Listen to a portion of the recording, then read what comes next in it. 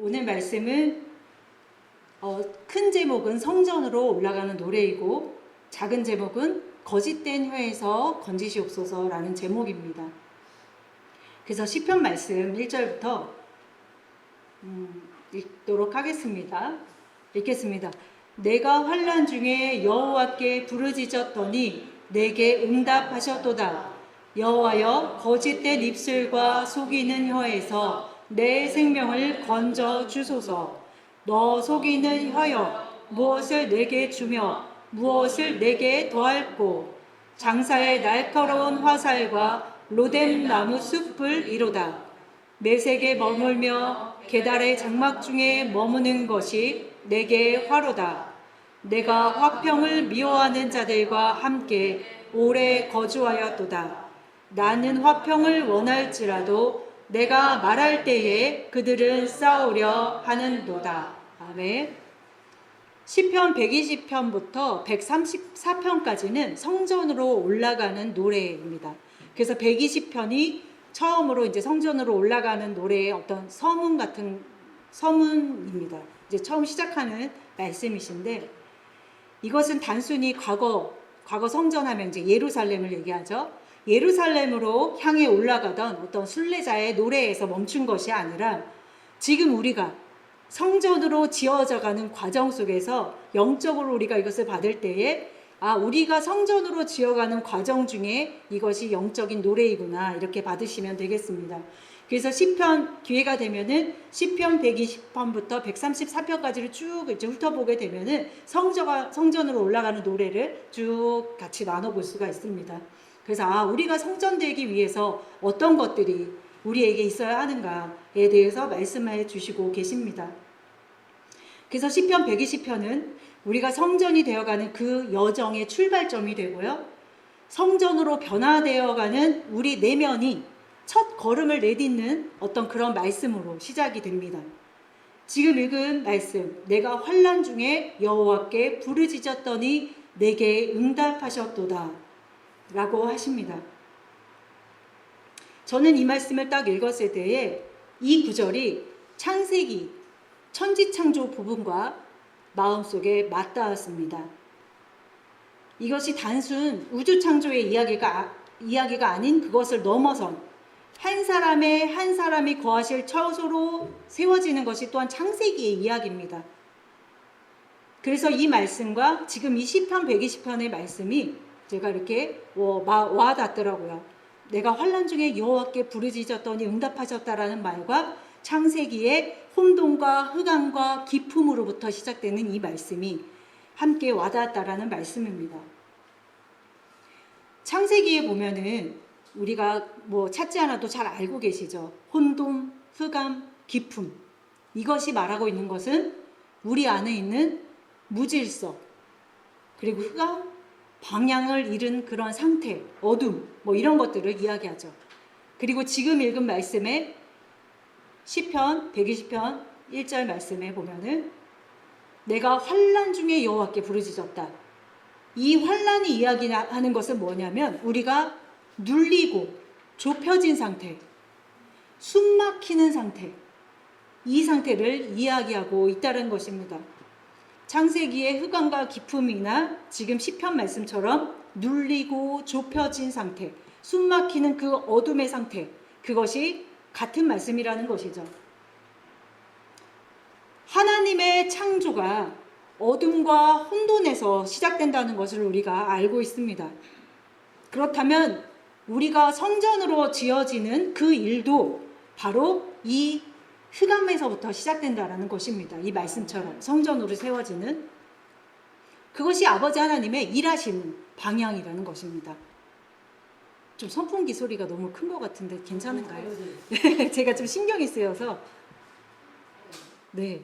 아유, 좋네요. 조용하고 좋습니다. 저 소리가 너무 신경이 쓰여서. 그 말씀 하나를 찾도록 하겠습니다. 시편 139편 11절 말씀. 내가 혹시 말하기를 흑암이 반드시 나를 덮고 나를 두른 빛은 밤이 되리라 할지라도 주에게서는 흑암이 숨기지 못하며 밤이 낮과 같이 비추이나니 주에게는 흑암과 빛이 같음이니이다. 주께서 내 내장을 지으시며 나의 모태에서 나를 만드셨나이다. 내가 주께 감사하옴은 나를 지으심이 심히 기묘하심이라. 주께서 하시는 일이 기이함을 내 영혼이 잘 아나이다. 내가 은밀한 데서 지음을 받고 땅의 깊은 곳에서 기이하게 지음을 받은 때에 나의 형체가 주의 앞에 숨겨지지 못하였나이다. 네, 여기까지 읽겠습니다. 지금 우리가 성전이 되어지는 것과 또 창세기의 말씀도 성전의 이야기라고 했습니다. 그리고 지금 읽은 말씀이 그것을 뒷받침합니다. 이것은 우리가 모태에서 우리가 지어지는 과정이기도 하지만 우리가 하나님 앞에 성전으로 지어지는 그 모습을 보여주고 있습니다. 먼저는 우리가 우리 어머니 뱃속에 있을 때 어떻죠? 어머니 뱃속이 기억나시나 봐요. 어두우셨다 그러시는데 기억나셨나 봐요. 네, 우리가 너무 잘 알고 있습니다. 흑암 중에서 우리가 지어집니다. 그것을 누가 받겠어요? 지금 13절 말씀처럼 주께서 그 어둠 속에서 내 내장을 지으셨고 나의 모태에서 나를 만드셨어요. 그것이 하나님의 하시는 일이었다는 것이죠. 근데 그것이 흑암 중에서 지으셨다는 것입니다. 지금 15절, 139편 15절의 이야기를 잠깐 보면요. 내가 은밀한 데서 지음을 받았다. 그리고 땅의 깊은 곳에서, 어디 밝은데 환한 데서 지음이 받은 게 아니라 은밀한 곳에서, 그리고 땅의 깊은 곳에서 지음을 받았다라고 이야기하고 계십니다. 그러니까 이 어둠과 환란과 흑암과 깊음은 우리가 성전으로 지어져 가는 가장 기초 단계라고 볼 수가 있는 것입니다. 형질, 지금 형질이라는 게 나왔는데 형체, 여긴 형제라고 나왔나요? 형질. 네, 아직 형태도 없는 그 상태를 말합니다. 그러니까 히브리어로는 보면은 완전히 빚어지기 전, 그러니까 무정형, 어떤 모습이 갖추어지지 않는 그런 어떤 덩어리의 상태를 이야기합니다. 마치 건축하는 것과 같죠.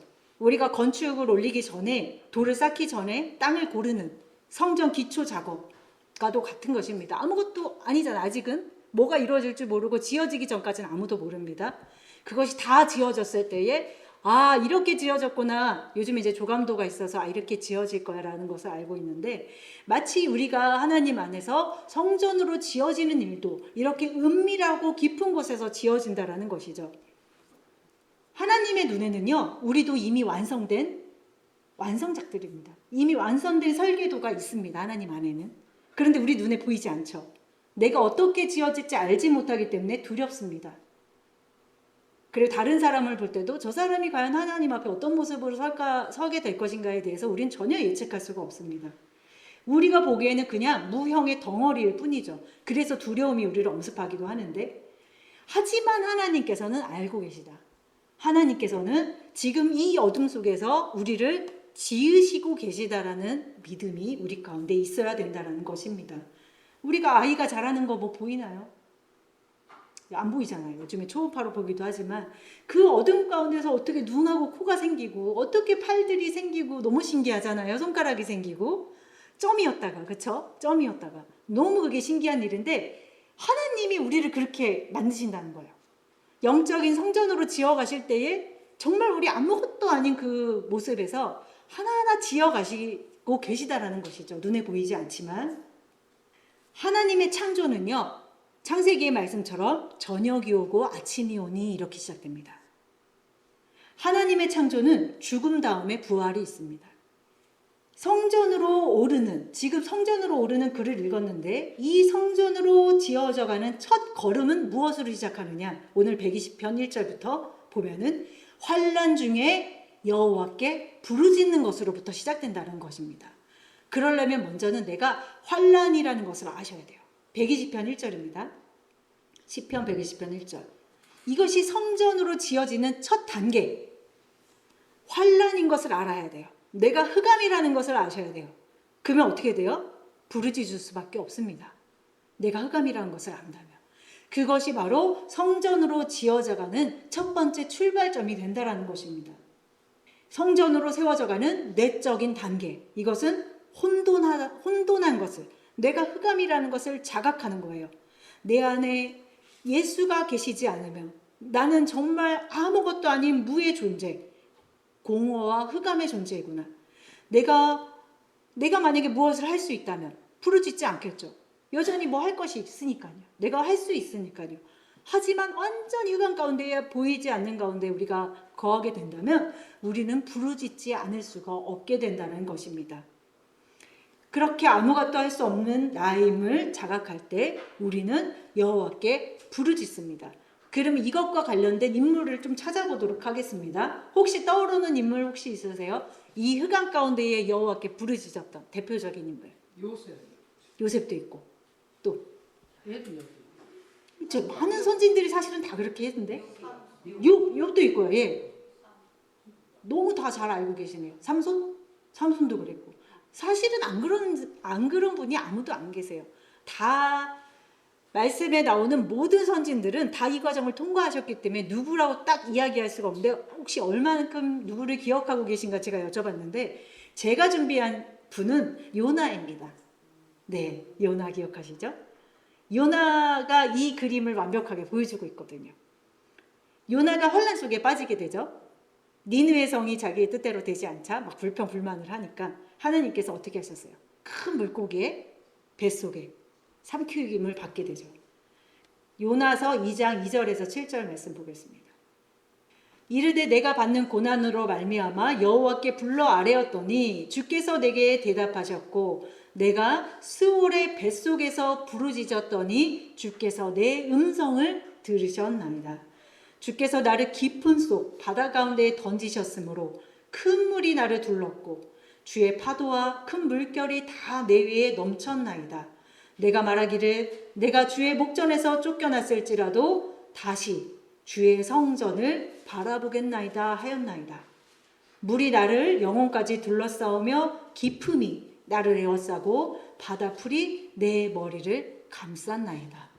요나서의 말씀입니다.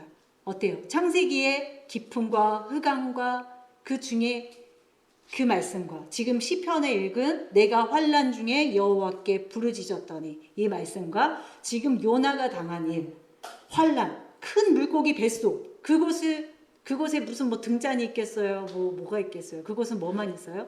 흑암만 있죠. 두려움만 있죠. 물고기 뱃속이 얼마나 무서웠겠어요.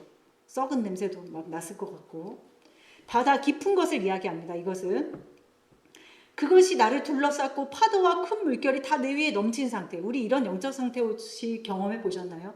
나의 영이 마치 파도와 큰 물결이 다 내 위에 넘쳤다는 건 뭐예요? 숨을 쉴 수가 없는 상태인 거예요. 내 스스로는 도저히 살아나갈 수 없는 그 상태에 빠진 것을 이야기합니다. 물이 나를 영혼까지 둘러쌌대요. 그리고 깊음이 나를 에워쌌고 막 바다풀이 내 머리를 감쌌고 이런 환난 가운데 있는 상태를 아주 잘 묘사해 주고 있습니다. 그런데 요나가 이렇게 이야기하죠. 4절에 내가 말하기를 내가 주의 목전에서 쫓겨났을지라도 다시 주의 성전을 바라보겠나이다. 이 과정이 있었기 때문에 주의 성전을 바라볼 수 있는 자로 쓸 수 있는 거예요. 이 환난이 있었기 때문에 이 어둠 가운데 갇힌 이 과정이 있었기 때문에 그래서 하나님께서는 응답을 주시죠. 뭐라고 응답하십니까? 하나님이 큰 물고기에게 명령해서 요나를 육지에 토하게 하십니다. 바로 혼돈과 기쁨에서 생명 가운데로 옮기시는 일이죠. 이것은 마치 노아의 홍수 때 물이 가득 찼다가 어떻게 되죠? 물이 마름으로 묻히 드러나는 것과도 연결이 됩니다. 모든 말씀은 이렇게 다 연결이 되어 있습니다. 이것은 세례와도 연결이 됩니다. 세례 어떻게 되죠? 물에 잠기죠. 일어나는 거 뭐죠? 부활이죠. 다 같은 말씀이에요. 말씀은 이렇게 보셔야 돼요. 이렇게 뚫어서 다 같은 연결의 고리점을 가지고 말씀을 보셔야 됩니다. 그래서 하나님께서는 물고기에 명령하십니다. 토하게 하시고 우리가 깊음 가운데 있는 자였지만 하나님께 부르짖음으로 하나님 제가 기쁨입니다. 제가 흑암입니다. 제가 숨을 쉴 수 없는 자입니다. 저는 죽음 가운데 있는 자입니다. 할 때에 하나님께서 어떻게 하셨다?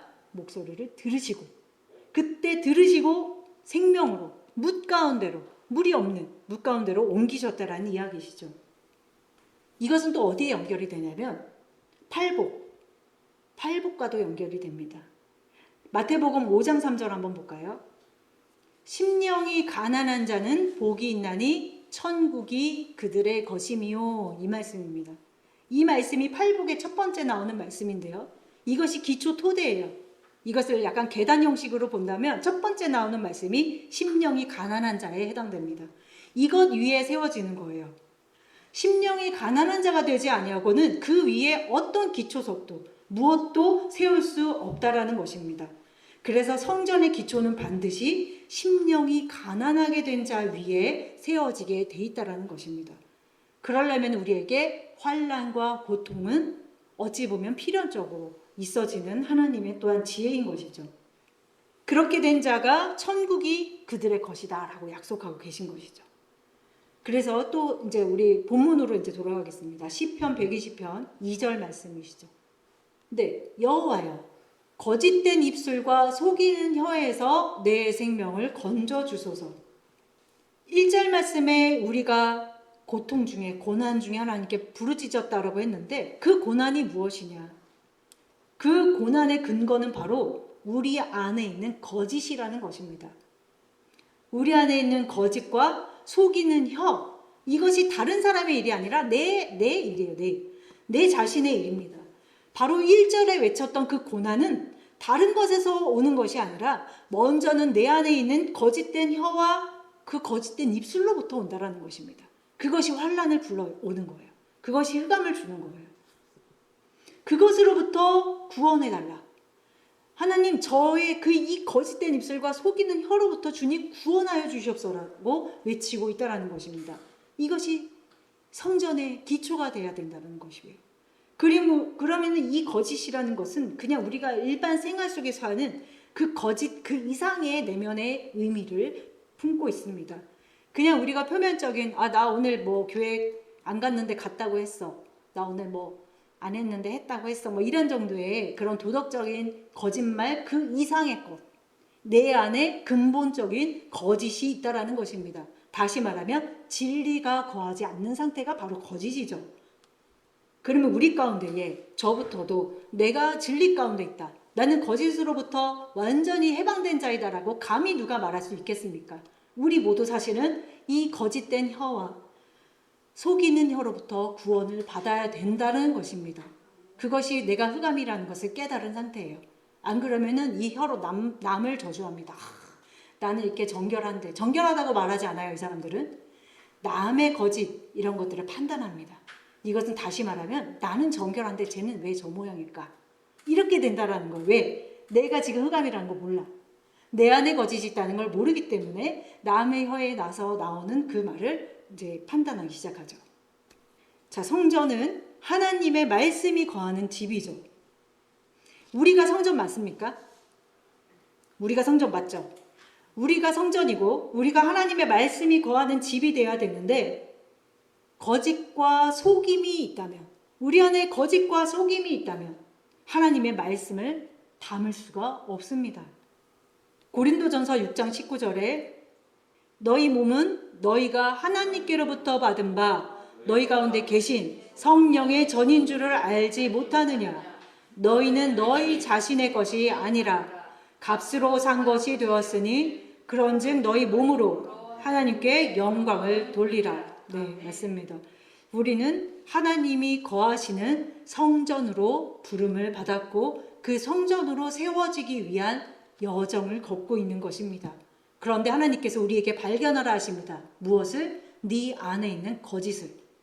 그것으로부터 너는 내게 부르짖으라. 그것으로부터 너는 하나님께 기도하라는 거예요. 그것으로 애통해야 하라는 것입니다. 내 안에 거짓됨 때문에. 우리 안에 거짓과 속임이 무엇일까요? 단순한 거짓말 뒤에 그 속임 뒤편에 있는 진짜 영적 실체는 무엇일까요? 쉽게 말하면요. 그것은 예수로부터 나온 것이 아닌 나로부터 나오는 모든 것이 바로 거짓입니다.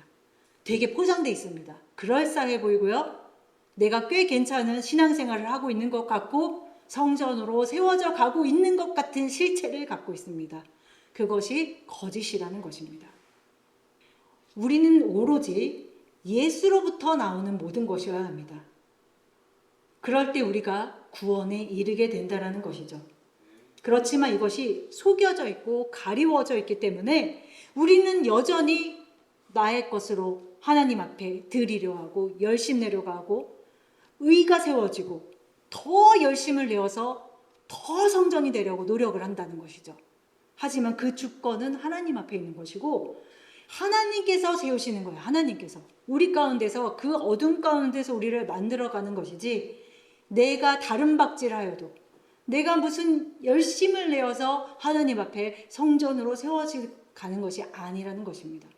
가장 거짓은 뭐냐면 나의 의로서 하나님 앞에 구원받을 수 있다라는 그 생각, 그것이 우리 안에서 제거돼야 된다라는 것입니다. 우리 저번 주에 생명 나눴죠. 생명을 나누었습니다. 우리 가운데 참 생명이 거하기 위해서는 내가 붙들고 있는 가짜 생명이 죽어져야 되는 거예요. 내가 붙들고 있는 모든 것들이. 이 거짓의 뿌리는요, 창세기에 나옵니다. 모든 것은 창세기로부터 시작합니다. 이 뿌리가 어디 있냐면 창세기 3장에 뱀이 이렇게 유혹하죠. 뱀은 우리 안에 있는 육신의 생각입니다. 너가 선악과를 먹게 되면 하나님처럼 될 것이다. 그 거짓의 근원이 바로 이곳에 나오는 것이죠. 네가 하나님이 없어도 너가 선악과를 먹게 되면 어떻게 돼? 선과 악을 판단할 수 있게 된다 이 뜻이에요. 하나님의 자리에 네가 앉을 수 있는 거예요. 내가 판단자가 되어서 네가 스스로 판단할 수 있게 되게 만드는 것이 바로 선악과가 하는 일이죠. 뱀이 그것을 유혹했다라는 것입니다. 여전히 우리 가운데 선악과 뱀의 유혹이 있습니다. 스스로 판단하게 하고 스스로 결정하게 하는, 우리 아까 오전 말씀에 이동호 목사님께서 말씀하신 부분이 있죠. 다윗이 왜 이스보셋 이름이 이브보셋 맞나요? 이스보셋이 적이었는데도 불구하고 그들이 이스보셋을 죽였을 때 왜 다윗이 분노했습니까? 바로 이 부분입니다. 스스로 판단하여서 스스로 의로서 다윗이 기뻐할 것 같아서 죽이는 거예요. 하지만 다윗은 사울 때도 그랬고 적군이지만 스스로 그것을 행하지 않은 것은 그 판결의 기준이 누구에게 있기 때문에 하나님 앞에 있기 때문에 그것이 달랐다라는 거예요. 그게 왕이에요. 그것이 왕의 모습인데 우리 이거 잘 안 하잖아요. 우리 스스로, 저부터도 스스로 하나님 자리에 앉아서 내가 판단하고 내가 저울질해서 내가 하려고 하는 모든 것들이 거짓이라는 것입니다. 오늘 이것으로부터 우리가 정말 구원을 받아야 되는 것이죠. 그래서 내가 선과 악을 판단하는 그 자기 주권을 가진 상태가 거짓의 상태입니다. 예수가 없이도 내가 스스로 의롭게 여겨지는 그 상태, 이것이 창세기에 나오는 그 거짓의 뿌리인 것이죠. 이것은 바리새인들의 모습으로도 나타납니다. 종교적인 거짓의 모습, 형태만 갖춘 것, 자기의 의, 율법을 열심히 지키고 있지만 하나님의 의가 아닌 자신의 의를 세우는 모습이 바로 거짓입니다. 겉으로는 경건의 모습을 갖고 있지만 실상은 하나님을 의지하지 않는 상태, 스스로 열심을 내어서 세우는 순간 이미 그것은 거짓에 사로잡힌 상태라는 것이죠. 요한복음 8장 44절을 보겠습니다. 너희는 너희 아비 마귀에게서 났으니 너희 아비의 욕심대로 너희도 행하고자 하느니라. 그는 처음부터 살인한 자요 진리가 그 속에 없으므로 진리에 서지 못하고 거짓을 말할 때마다 제 것으로 말하나니 이는 그가 거짓말장이요 거짓의 아비가 되었습니다. 그 밑에 말씀도 보면 내가 진리를 말함으로 너희가 나를 믿지 않는도다. 왜? 우리 안에 거짓이 있기 때문에 진리를 말하여도 그것이 들리지 않는 것입니다. 이 거짓의 아비, 사람을 속여서 자기 힘으로 하나님 앞에 가게끔 하는 이런 근본적인 거짓됨이 바로 성경에서는 마귀라고 하는 거예요. 그 마귀가 우리 가운데 있다는 거예요. 마귀가 있는 거예요. 그리고 우리가 신앙생활 안에서도 우리의 모습에서도 이렇게 드러날 수 있습니다. 막 선을 행하려 애쓰는데 마음 깊은 곳에서 내가 했다. 이거 내가 했다. 은근히 붙드는 의, 은근히 붙드는 교만. 저 사람이 나보다 좀 더 한 것 같은데? 라는 시기 질투, 비교 판단. 자기를 과시하는 거. 그리고 이거 진짜 많이 속은 건데 절망 속에서 이렇게 이야기합니다. 이거 내가 끝까지 버텨야 돼. 내가 끝까지 이거 붙들고 늘어져야지 뭔가 하나님이 나를 받아주실 거야. 가장 속임을 받을 수 있는 것이 바로 자기 열심이 하나님 안에서 가장 속임을 당할 수 있는 부분일 수 있다는 것이죠. 하지만 예수님께서는 나는 길이요 진리요 생명이다 라고 이야기하고 있습니다. 거짓의 반대가 뭔지 아세요? 거짓의 반대? 사전적으로. 거짓말의 반대는 뭐죠? 거짓의 반대? 사전적으로. 진실도 받고 정직. 그쵸? 정직. 사전적으로는 거짓의 반대는 정직함입니다. 근데 우리 성경 안에서 그것은 되게 단순한 그냥 문자적인 것이고 성경에서 말하는 정직, 성경에서 말하는 진리라는 것은 무엇이냐면 예수 그리스도 자신이세요. 내가 길이요 진리요 생명이다라고 말씀하신 것처럼 예수 그리스도 그분 자신이기 때문에 우리가 그 거짓으로부터 해방되는 것은 뭐냐면 십자가 앞에서 내 의가 나로서 하는 것이 아니다라는 것이 완전히 무너질 때 그때 거짓이 뿌리 뽑히는 거예요. 우리 금요일 날 그 먼 곳에서 오신 분들 안동에 사신다 했죠? 안동에서 오신 분들이 잠깐 여기서 간증하고 가셨잖아요. 하나님을 만나게 된 계기에 대해서 어느 날 방송을 듣다가 우리의 의가 아닌 하나님께서 하신다라는 그 말씀에 완전히 은혜를 받으셔서 정말 무거운 죄짐이 풀려나가는 그런 것을 체험하셨다고 했습니다. 그분이 바로 거짓으로부터 해방되는 체험을 하신 거예요. 여태까지 내가 막 열심을 내고 내가 달려갔던 그 길이 거짓이라는 걸 알게 된 거예요. 그것이 수고하고 무거운 짐을 진 채로 열심을 내던 상태였는데 어느 날 하나님의 말씀이 내가 길리요 진리요 생명이다. 너로 다른 박제라 해서 내가 나한테 오는 것이 아니라 내가 너를 사랑함으로 네가 나에게 오는 것이다. 뭐 이런 이제 하나님의 말씀들이 임함으로써 그 무거운 짐이 내가 하려고 했던 무거운 짐이 딱 내려놔지는 순간이 바로 거짓으로부터 해방되는 순간이라는 것이죠. 그때부터는 우리가 진짜 예배를 하게 되는 것입니다. 그때부터. 그래서 복음이라는 것은 행위에 있는 것이 아니라 은혜. 하나님의 은혜. 에베소서 2장 8절에서 9절. 너희는 그 은혜에 의하여 믿음으로 말미암아 구원을 받았으니 이것은 너희에게서 난 것이 아니요 하나님의 선물이라. 행위에서 난 것이 아니니 이는 누구든지 자랑하지 못하게 함이라. 이 말씀 꼭 붙으시기 바랍니다. 그것은 너희에게서 난 것이 아니다. 이것은 하나님의 선물이다. 행위에서 난 것이 아니야. 얼마나 정말 복음이고 얼마나 정말 자유로운 말씀입니까? 하나님께서 하셨다라는 것입니다. 다시 본문으로 가겠습니다. 시편 120편 3절이죠. 그렇다면 우리 이 거짓된 혀와 이 거짓된 입술 과연 어떻게 해야 될까? 3절 봅시다. 너 속이는 혀여 무엇을 내게 주며 무엇을 내게 더할꼬. 이제 우리가 거짓이 드러났어요. 이제 말씀으로 이제 이렇게 수면이 떠올랐는데 그러면 그 혀에게 이제 명령하는 겁니다. 물어보는 거예요. 너 속이는 혀여. 우리 안에 다 있죠. 무엇을 내게 주고 무엇을 내게 더할까? 우리 여기 거짓 혀 죽여야 되잖아요. 이거 어떻게 할 거예요? 말씀하고 계십니다.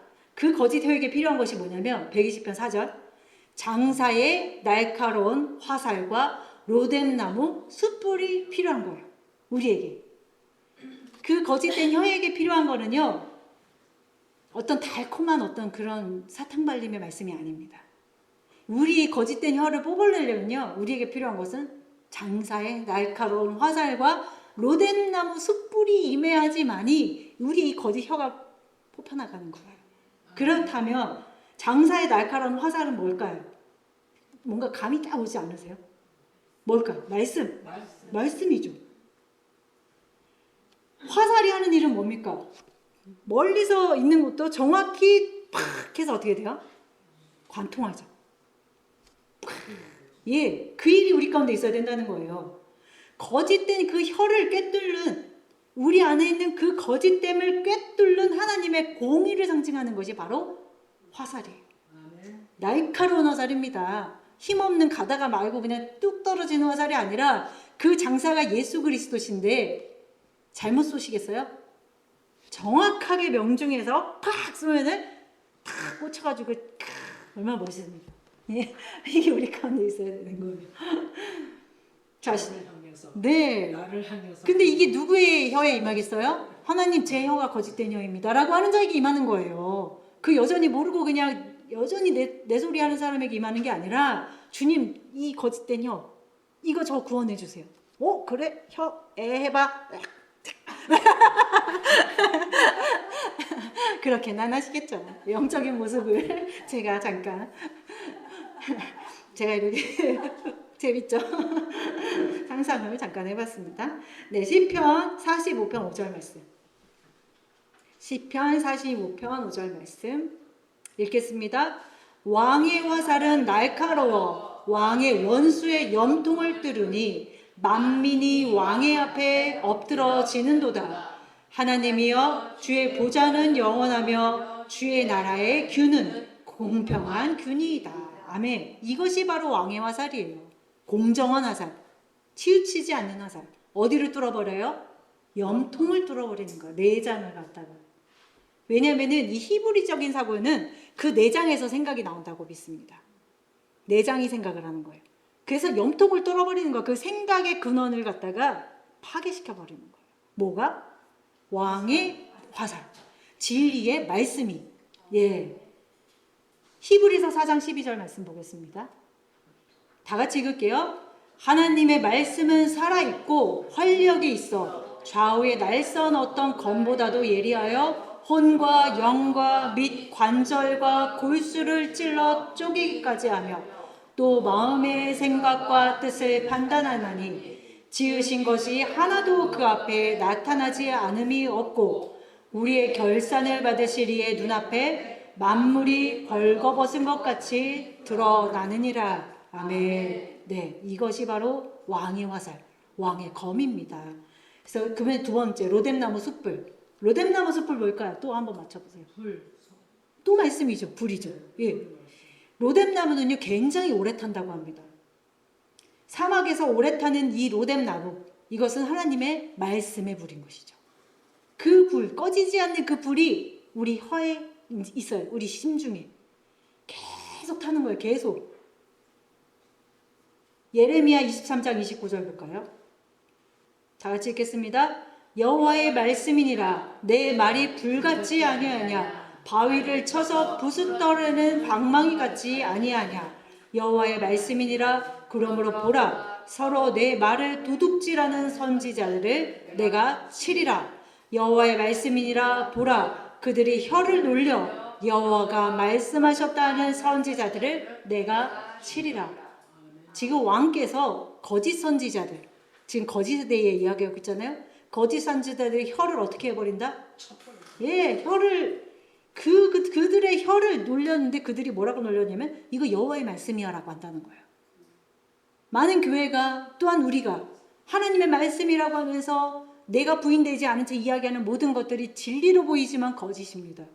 하나님께서 말씀하셨다라고 하는 이 모든 거짓 선지자들을 하나님께서 치시겠다고 하는데 29절 말씀처럼 불의 말씀으로 바위를 쳐서 부수떨이는 방망이처럼 오늘 뭐뭐 나왔어요? 한번 기억력 한번 해볼까요? 자, 말씀을 뭐에 비유했죠? 첫 번째 로뎀나무 숯불 또 불 나왔고 또 화살 나왔고 또 있어요. 히브리서 말씀에서 나왔어요. 칼. 또 지금 나온 거. 방망이. 예. 지금 5가지 비유로 나왔습니다. 이게 하나님의 말씀의 비유입니다. 이렇게 하나님의 말씀이 그냥 뭐 쓰다듬어주고 막 이런 말씀이 있는 게 아니라 하나님의 말씀은 불 같고 방망이 같고 칼 같고 화살 같고 이 말씀이 와야 우리 가운데 평강과 은혜가 임하는 것이지 그냥 하나님의 말씀이야 하면서 평안하다 안전하다 이게 거짓이라는 겁니다. 평안하다 안전하다 할 그때에 어떻게 돼요? 도둑같이 임하는 거예요. 다 뺏겨가는 거예요. 질리고 뭐 거기 안주해서 평안하다 안전하다 오늘도 참 은혜 받았다 이러고 집에 가는 거예요. 내 안에 있는 거 하나 치유받지 못하고 하나 드러나지 않은 그 상태에서 평안하고 안전하다. 아, 오늘 복음 잘 받았네, 은혜 받았네 하고 가면 그것이 거짓이라는 겁니다. 자, 그 하나님의 말씀은요, 정화하시고, 정화한다는 게 뭐예요? 단련된 불과 같아서 정금같이 나오게 하시는 것이 하나님의 말씀이십니다. 하나님의 불은 너를 파괴하겠다가 아니라 어떻게 하는 거예요? 정결하게 하셔서 그 가운데에 아주 정결한 것만 받으시겠다 이거예요.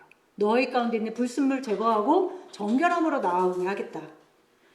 거짓의 혀가 맞닥뜨려 하는 것은 뭐라고요? 바로 화살과 불. 곧 하나님의 말씀이 내 가운데 임하여서 내 염통을 뚫고 관통해서 우리가 진리의 말씀으로 다시 서는 것. 이것이 우리 가운데 있는 거짓이 제거되는 역사인 것이죠. 이게 돼야 우리가 성전이 되든 뭐가 되든 하는 거예요. 이것도 안 되는데 무슨 성전이에요. 그냥 성전 왔다 갔다 하는 거죠. 자, 그럼 5절 다시 가겠습니다. 시편 120편 5절. 다시 이제 본문이죠. 네, 이제 우리 장사의 그 수중에 있는 화살과 로뎀나무 숯불로 싹 지지셨죠? 이제 그 다음 말씀 가겠습니다. 내 세계에 머물며 계달의 장막 중에 머무는 것이 내게 화로다. 네, 이게 무슨 말씀일까요? 그 밑에 것까지 그냥 쭉 볼게요. 그게 다 이어져 있는 말씀인데, 그러니까 매세계에 머물고 계달의 장막 중에 거하는 것이 이제 화인데, 내가 화평을 묘하는 자들과 함께 오래 거주했고, 내가 화평을 말하는데 내가 말할 때 그들은 싸우려 했다. 이게 이제 한 통으로 그냥 볼게요. 매색과 계달이 뜻하는 건 뭐냐면 내 속에 있는 이방을 이야기하는 거예요. 이방의 것들. 계달의 장막 아세요? 어느 장면에서 나온지 아세요? 계달의 장막. 아가서에 나오죠. 아가서. 계달의 장막은 뭐냐면 사실 이제 그 유목민들이 치고 걷는 어떤 천막이에요. 그래서 햇빛과 바람에 그을려 가지고 이제 검게 된 염소털 뭐 이런 것의 상징입니다. 하지만 이것은 지속되지 않고 영원한 집은 아니죠. 근데 아가서에 보면은 내가 비록 계달의 장막 같을지라도 솔로몬의 휘장과 같을지니라라는 대목이 있습니다. 이제 그런 대목도 있는데 이것은 뭐냐면 내가 계달의 장막이라는 걸 깨닫는 거예요. 나는 임시적인 거처를 갖고 있고 지속되지 않는 햇빛에 그을린 상태. 이것을 좀 이어서 보면 이것은 우리가 율법에 거하는 상태를 또한 그렇게 맞물릴 수 있습니다. 율법과 그림자. 하지만 우리의 가운데에 주의 말씀이 비치면 우리가 솔로몬의 휘장이 되는 거예요. 우리는 비록 계달의 장막 같은 자일지라도 하나님의 진리의 말씀이 임하는 순간에 하나님께서 너를 이제부터 계달의 장막이 아닌 솔로몬의 휘장으로 보시는 것이죠. 이런 일들인 것이죠. 그래서 계달의 장막의 이제 그게 그렇고 여기 보면은 계달의 장막이 있어요. 그래서 우리는 그런 계달의 장막과 매색으로부터 머무는 것이 아니라 거기서 나와야 돼요. 네. 왜냐하면 영원한 장막이신 예수 그리스도로 지어져야 되니까 영원한 성전으로 지어져야 하기 때문에 매색에 머물고 계달의 장막 가운데 계속 머무는 것이 아니라 나아가야 한다는 것이죠. 계속 그 가운데 있으면 뭐가 됩니까? 아까 율법하고 맞물려서 이야기해드렸죠? 뭐가 돼요? 화평을 미워하는 자들이 되는 거예요. 내 안에. 여전히 육신으로 행하고 있으니까. 화평을 모르는 자인 것이죠.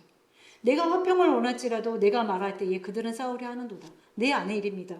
이거 말씀하니까 누군가 떠오릅니다. 사도 바울께서 이런 이야기를 하시죠. 내 안에 선을 행하는 것이 있지만 악을 행하는 것이 또한 있구나. 내 마음에 거하는 그 심정을 사도 바울께서 말씀하셨는데 여기도 보면은 내 안에 화평을 원하는 것이 있으나 또한 싸우려는 것이 있다라는 거예요. 이 싸움을 통해서 우리가 성전으로 지어져 가는 거예요. 성전으로. 하지만 우리는 계달의 장막에서 머무는 것이 아니라 그 휘장이 찢어짐으로써 십자가와 성소와 그 지성소 사이에 막고 있던 그 휘장이 반드시 찢어져야 된다는 것이죠. 그래서 그 율법적인 임시적인 장막을 넘어서서 하나님께로 나아가는 그 지경까지 가야 한다는 것입니다. 요한복음 14장 2절에서 3절 말씀 14절 4장 2절에서 3절. 네, 내 아버지 집에 거할 것이 많도다. 그렇지 않으면 너희에게 일렀으리라. 내가 너희를 위하여 거처를 예비하러 가노니 가서 너희를 위하여 거처를 예비하면 내가 다시 와서 너희를 내게로 영접하여 나 있는 곳에 너희도 있게 하리라. 아멘. 이거 저기 어디 하늘나라에다가 지어놓고 나 거기 예배하고 있을 테니까 너희들 죽으면 와, 이 말씀 아니죠. 오늘 읽은 말씀처럼 우리가 성전되어져 가는 말씀이에요. 내가 너의 안에서 성령으로 인해서 성전을 짓고 있어. 성전으로 지어져 가고 있어. 이 말씀이에요. 거처를 예비하고 있어. 이 말씀인 거지. 이것을 어떤 장소적인 개념으로 보는 것은 굉장히 이제 문자적인 해석인 것이죠.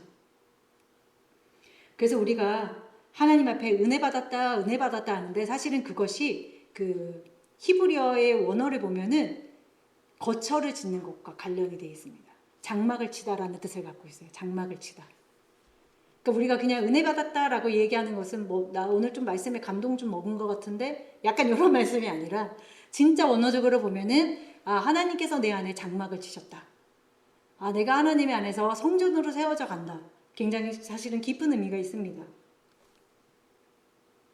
그래서 우리가 하나님을 향해서 우리가 성전으로 지어져 갈 때에 내 안에 있는 그 매색과 계달, 우리의 의로서 시작되는 그런 율법의 모든 것, 그리고 임시적이고 그림자와 같은 것들이 하나님 안에서 죽어질 때에 비로소 무너지지 않는 성전으로 지어가져가는 첫 걸음을 내딛게 된다는 것입니다.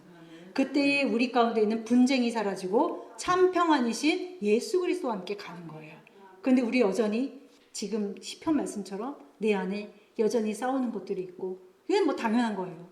그 여정이기 때문에 계속 그 싸움을 가는 겁니다. 그래서 우리가 이제 말씀을 정리하겠습니다. 오늘 이렇게 말씀을 나눴는데 자, 우리가 이제 성전으로 지어져가는 노래 첫 번째 글을 함께 나눴습니다. 먼저는 뭐가 돼야 된다고요? 내가 환난 중에 있다는 것을 깨달아야 합니다. 그것은 내 주변에 있는 그 환난을 떠나서 먼저 근본적으로는 내 안에 거짓된 입술과 속이는 혀가 있다는 거. 즉 예수로 살지 않는 나로부터 나오는 모든 것으로부터 주님 구원하여 주시옵소서라는 간절한 부르짖음이 있어야 된다는 것입니다. 왜냐하면 그것으로부터 성전이 세워지기 때문이죠. 갑자기 떠올랐어요. 우리 혀와 입술에 관련된 성경인물 불로 싹 지진 사람 있죠. 누가 맞추실까? 예, 이사야 어떻게 됐죠? 이사야 6장. 네, 찾아보고 갈까요? 5, 6절. 네, 그분 이거 성전에서 일어난 일입니다. 그것도 이사야 6장. 우시야 왕이 죽던 해에 내가 본즉 주께서 높이 들린 보좌에 앉으셨는데 그의 옷자락은 성전에 가득하였고 스랍들이 모시고 섰는데 각기 6날개가 있어 그 둘로는 그래서 이제 스랍천사 나오고요. 그 다음에 4절, 6, 7절. 네네 5절부터 보겠습니다. 이게 우리 가운데 있어요. 이 기도가 이게 바로 환난 가운데서 부르짖는 내용이에요. 그때 내가 말하되 화로다 나여 망하게 되었도다. 나는 입술이 부정한 사람이요 나는 입술이 부정한 백성 중에 거주하면서 만군의 여호와이신 왕을 배웠음이로다 하였도다. 이게 우리 가운데 있어야 돼요. 그때 어떻게 돼요? 스랍 중에 하나가 부젓가락으로 제단에서 집은 바 핀 수출 손에 가지고 내게로 날아와서 그것을 내려주세요. 그것을 내 입술에 대며 이르되 보라 이것이 내 입에 닿았으니 내 악이 제하여졌고 내 죄가 사하여졌느니라 하더라. 그 밑에 거 중요합니다. 내가 또 주의 목소리를 들으니 주께서 이르시되 내가 누구를 보내며 누가 우리를 위하여 갈꼬 하시니 그때 내가 이르되 내가 여기 있나이다 나를 보내소서 하였더니 오늘 읽은 이 시편의 말씀이 여기 그대로 들어있죠. 이사야가 깨달은 것이 뭡니까? 나로 망하게 되었도다.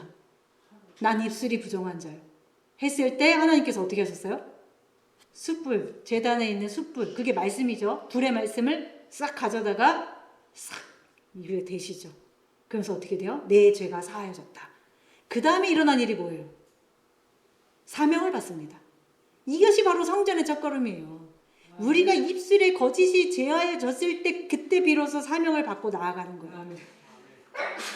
제자들이 성령을 받아서 너희들은 50일까지 기다리라 한 다음에 성령을 받고 교회로 세워졌던 것처럼 하나님의 때가 있는 거예요.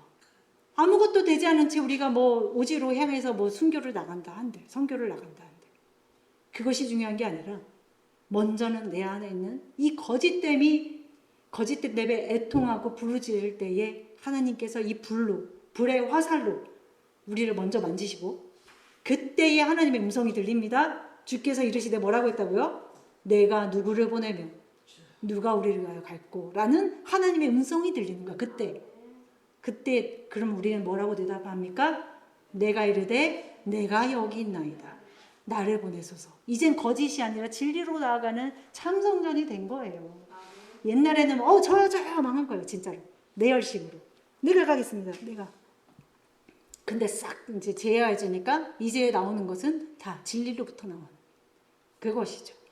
그래서 오늘 말씀 여기까지 우리가 이렇게 잘 하나님 안에서 잘 나눴습니다. 그래서 우리가 정말 오늘 말씀 기억하시면서 지금 마지막에 읽은 이 이사야의 부르짖음이 내게도 있기를 정말 간절히 소망하면서 우리 찬양 하나 하고 기도하고 말씀을 마치도록 하겠습니다.